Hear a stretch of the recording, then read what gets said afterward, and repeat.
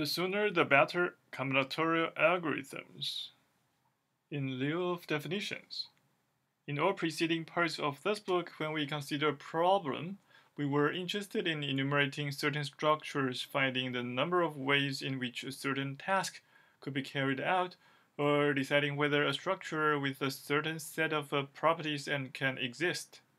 In this chapter, we will consider combinatorial problems from a new aspect. Instead of finding the number of ways in which we can carry out a task, we will be asking how fast we can carry out the task.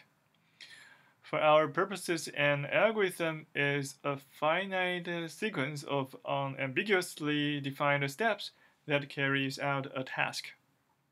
We will not attempt to define an algorithm better than that sentence, as that would be a topic for a logic course. Let us nevertheless point out that one could question what unambiguously defined means. Consider, for instance, the following definition. Let n be the smallest positive integer that cannot be defined using the English language and writing less than 1,000 letters. Now, is n defined or not? The above sentence took less than 1,000 letters to write, so it would seem that after all it does define n within the allowed limits. However, n by definition cannot be defined with those limits. The above paradox, which is sometimes called the typewriter paradox, is caused by the fact that the meaning of the word defined is not precise. As we said, we will not attempt to resolve that problem in this class.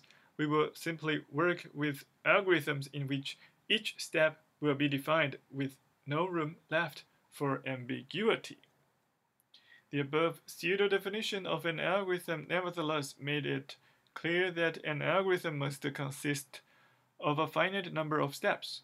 So if a procedure ever gets into an infinite loop, then that procedure is not an algorithm.